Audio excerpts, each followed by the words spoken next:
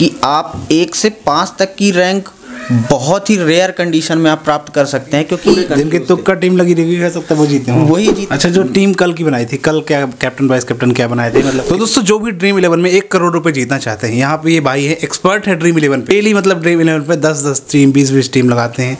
गाँव के लोग भाई इनके पास आते हैं कि टीम लगा दो हमारी। बताओ भाई कोई स्ट्रेटजी जिससे कुछ पैसे जीत सकें कुछ। पहली बात तो ये कि मैं जो भी ड्रीम 11 में या किसी भी फैंटेसी गेम में जो भी अपने पैसे लगाते हैं, मैं उनको एक चीज़ ज़रूर कहना चाहूँगा कि भाई एक जो गेम है बहुत ही जोखिम भरा है। तो पहले तो आप अपनी सावधानी से खेलें, फाइनेंशियल इशू बहुत ज़्यादा आ सकता है। लेकिन एक चीज़ ये कहूँगा कि आप 1 से 5 तक की रैंक बहुत ही रेयर कंडीशन में आप प्राप्त कर सकते हैं, क्योंकि ये चीज़ें जो होती हैं ना, बोट होते हैं पहले से ही उनकी ये जो 1 से 5 तक की जो रैंक होती है वो पहले से ही फिक्स होती है कि इनको मिलेगी। हाँ, लेकिन जो उसके बाद की जो रैंक होती है वहाँ तक, उस लेवल तक आप ज़रूर पहुँच सकते हैं। तो मैं एक ही चीज़ कहूँगा कि आप कोशिश करते रहिए, कभी ना कभी सफलता आपके कदम ज़रूर चूमेगी, इतना ही ज़रूर कह सकता हूँ। बाकी आप ये है कि ध्यान से ज़रूर खेलिए, कंटिन्यू करिए, आप ज़रूर पैसे जीतेंगे। वैसे टीम लगाने की स्ट्रेटजी क्या होती है, जैसे कैप्टन वाइस कैप्टन कैसे चूज करें? वैसे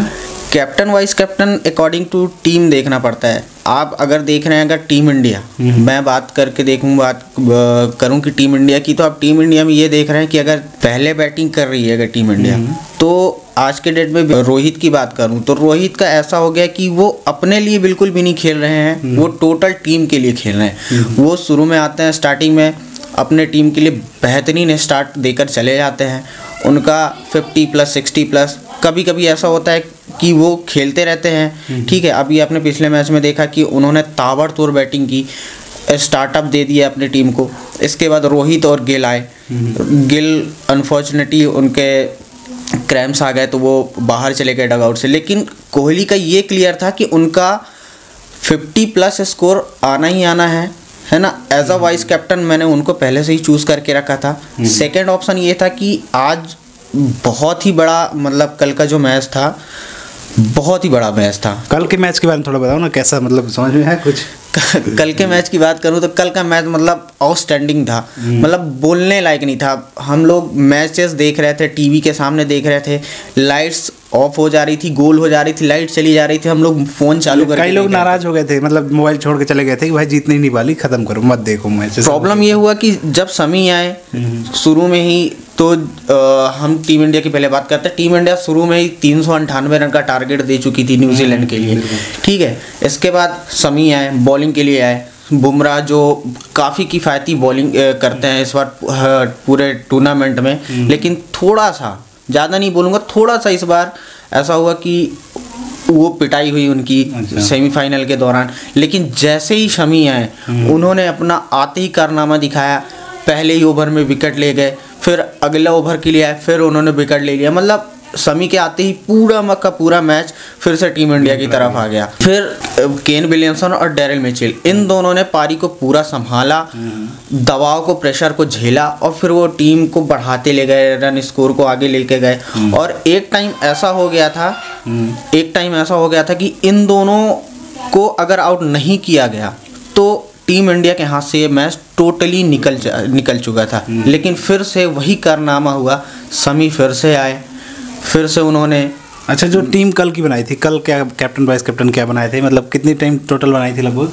मैंने कल 5 टीम बनाई थी। लेकिन सबसे बड़ी दिक्कत ये हो गई थी कि मैंने मोहम्मद शमी को किसी भी टीम में ना तो उनको कैप्टन किया था और ना ही वाइस कैप्टन किया था। एक ऐसी टीम बनी थी जिसमें मैंने कैप्टन विराट कोहली को, हर टीम में मैंने विराट कोहली को ही कैप्टन बनाया था। और अपोजिट टीम के 2 ऐसे कैप्टन, वाइस कैप्टन थे जिनको मैंने चूज़ किया था। दूसरा था, पहले थे रविंद्र, ठीक है, और तीसरे थे डेरिल मिचेल। तो डेरिल मिचेल ने तो बहुत ही अच्छा रिस्पॉन्स किया, मेरी टीम भी अच्छा हुआ। कल मैं 3000-5000 के आसपास जीता हूँ एक ही टीम में, एक टीम। लेकिन सबसे बड़ी दिक्कत ये हो गई कि मैं शमी की तरफ मेरा ध्यान नहीं गया। मैं ये भूल गया था कि पिछले मैच में शमी ही थे जो न्यूजीलैंड के खिलाफ उन्होंने 5 विकेट लिए थे। मैं उनकी तरफ बिल्कुल ध्यान नहीं दे पाया। उस चीज़ का मुझे मैच जीतने के बाद, मैच ख़त्म होने के बाद बहुत ज़्यादा अफसोस था।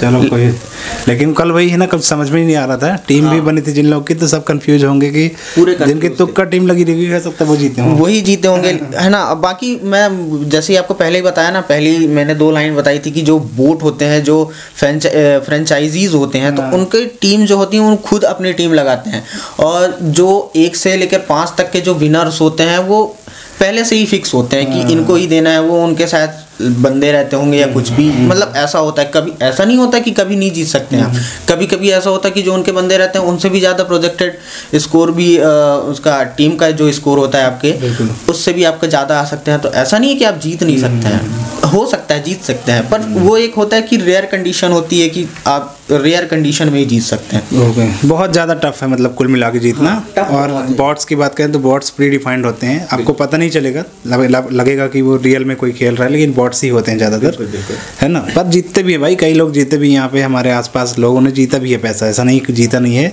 हम ये नहीं कह रहे कि कोई जीतता नहीं, जीतने वाले जीतते हैं, पर क्यों खेलना ऐसे गेम्स को, है ना, पैसे ही क्यों लगाना, सीधी बात है। जिसको लगाना ही है तो लगाओ, जीतो, और आपका पैसा है, आप जाने, है ना। हाँ बिल्कुल, मैं तो ये कहूँगा कि इन सब चीज़ों में पैसे लगाने से अच्छा है कि आप SIP में इन्वेस्टमेंट कर दो, वो ज़्यादा सही रहेगा। आपका लॉन्ग टर्म इन्वेस्टमेंट रहेगा, तो आपका फ्यूचर में जाके कुछ ना कुछ फ़ायदा निकल आएगा।